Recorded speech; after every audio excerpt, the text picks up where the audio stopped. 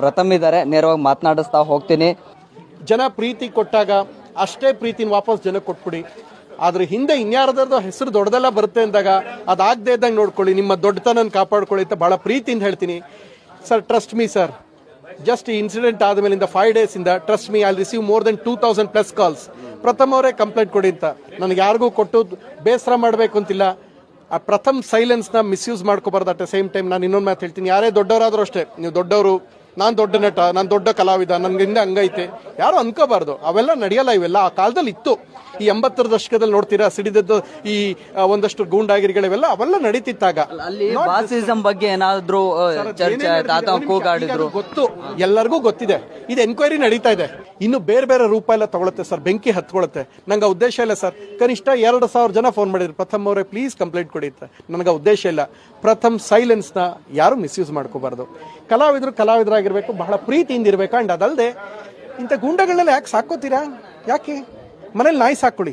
ಮನೇಲಿ ನಾಯಿಗಳಿರುತ್ತೆ ಗೊತ್ತಾ, ಅದು ಮುದ್ದು ಪ್ರಾಣಿ. ಬೆಕ್ಕನ್ ಸಾಕಿ, ಗಿಳಿ ಸಾಕಿ, ಪಾರಿವಾಳ ಸಾಕಿ. ಇದೆಲ್ಲ ಅಲ್ಲ, ಕೇಳೋಕೆ ಚೆನ್ನಾಗಿರುತ್ತೆ. ಇವೆಲ್ಲ ಮಾಡಬಾರ್ದು. ಇದ್ರ ಹಿಂದೆ ನಾನು ಅಟ್ಲೀಸ್ಟ್ ನನಗೆ SP ಪಾಪ ಪ್ರೀತಿಯಿಂದ sir, I am very happy about Baba sir. Sir ನೇರವಾಗಿಲ್ಲ, ಇನ್ನೊಂದ್ಸಲ ಸೇರ್ಸ್ ಹೇಳ್ತಾ ಇದ್ದೀನಿ, ಕೇಳಿಸ್ಕೊಳ್ಳಿ. ಕರ್ನಾಟಕದಲ್ಲಿ ಕನ್ನಡ ಬಾಸ್, ಕನ್ನಡಿಗರು ನನಗೆ ಬಾಸ್, ನಿಮ್ಮ ಅಪ್ಪ ಅವ್ವ ನಿಮಗೆ ಬಾಸ್. ನಾನು ಯಾಕೆ ಏನ್ರಿ ಮೀಡಿಯಾ ನನ್ನ ಕಿರೀಟಕ್ಕೆ ಸಮಾನ. ಯಾಕೆ ಹೇಳಿ ಸರ್? ನಾನು ಎಲ್ಲೋ ಹೋದಾಗ ನೀವು ಮೈ ಕಿಡಿತೀರಾ ಸರ್. ಒಂದೇ ಒಂದು ಮಾತು ಪ್ರೀತಿಯಿಂದ ಹೇಳ್ತೀನಿ, ಕನಿಷ್ಠ 2,000 ಜನ ಫೋನ್ ಮಾಡಿರ್ತಾರೆ ಸರ್ ಈ ಇಶ್ಯೂ ಆದಮೇಲೆ. ನಾನು ಯಾಕೆ ಕೊಟ್ಟಿಲ್ಲ ಅಂದರೆ ರೀಸನ್ ಇಷ್ಟೇ ಸರ್. ಈ ಮಾತು ನಿಮಗೆ ಹೇಳ್ತಾ ಇದ್ದೀನಿ. ಯಾಕೆಂದರೆ 2,000 ಜನ ಮಾಡಿರಲ್ವ ಸರ್ ನನಗೆ ಪ್ರಥಮ್ ಕಂಪ್ಲೇಂಟ್ ಕೊಡಿ ಅದು ಇದು. ಯಾಕೆ ಅಂದರೆ ನಾವು ಹೇಳೋಂಥ ಮಾತು ಇನ್ಯಾರಿಗೋ ಲೀಡ್ ಆಗುತ್ತೆ ಅಂದರೆ ಮಾಡಬಾರ್ದು. ನಿಮ್ಮ ಮೇಲೆ ಪ್ರೀತಿ ಇದೆ ಸರ್, ನಾನು ಅವೆಲ್ಲ ಮಾಡಲ್ಲ. ಸೊ ನೀವು ಅಷ್ಟೇ ನಿಮ್ಮ ಹುಡುಗರಿಗೆ ಸರಿಯಾಗಿರೋಕ್ಕೆ ಹೇಳಬೇಕು ಸರ್. ನೀವೇನು ಹೇಳ್ತೀರಾ ಇದೇ ಥರ ಅದೇ ಟೋನಲ್ಲೇ ಪ್ರೀತಿಯಿಂದ ಹೇಳ್ತಾ ಇದ್ದೀನಿ ಸರ್. ಪ್ರೀತಿಯಿಂದ ಹೇಳ್ತಾ ಇದ್ದೀನಿ ಸರ್, ನಮಗೆ ತೊಂದರೆ ಆಗಬಾರ್ದು.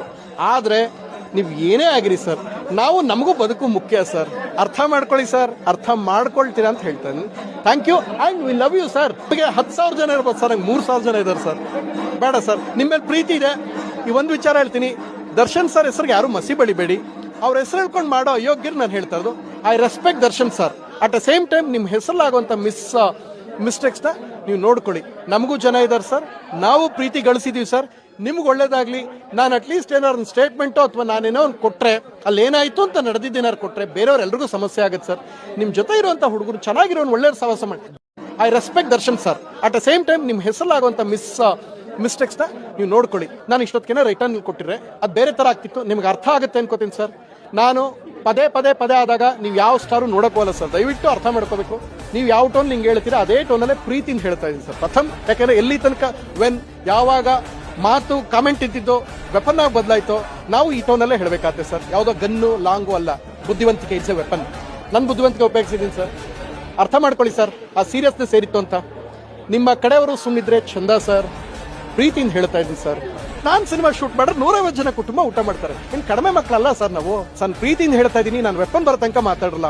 ಯಾವಾಗ ಬಂತು ಅದು ಮೀರಬಾರ್ದು ಸರ್. ಪ್ರೀತಿಯಿಂದ ಹೇಳ್ತಾ ಇದ್ದೀನಿ ಸರ್, ಬಹಳ ಪ್ರೀತಿಯಿಂದ ಹೇಳ್ತಾ ಇದ್ದೀನಿ ಸರ್. ನಮ್ಮ ಪ್ರೀತಿನ ಯಾರಾದರೂ ಮಿಸ್ಯೂಸ್ ಮಾಡಿಕೊಂಡ್ರೆ ಆಗದ ಬೇರೆ. ನಾನು ಇಷ್ಟೊತ್ತಿಗೆಲ್ಲ ರಿಟರ್ನ್ ಕಂಪ್ಲೇಂಟ್ ಕೊಟ್ಟರೆ ಬೇರೆ ಥರ ಆಗ್ತಿತ್ತು ಸರ್. ನನ್ನ ಉದ್ದೇಶ ಅದಿಲ್ಲ. ಗೌರವ ಇದೆ. ದಯವಿಟ್ಟು ನಮ್ಮ ವಿಚಾರಕ್ಕೆ ಬರಬಾರ್ದು ಸರ್, ಹೇಳ್ತಾ ಇದ್ದೀನಿ.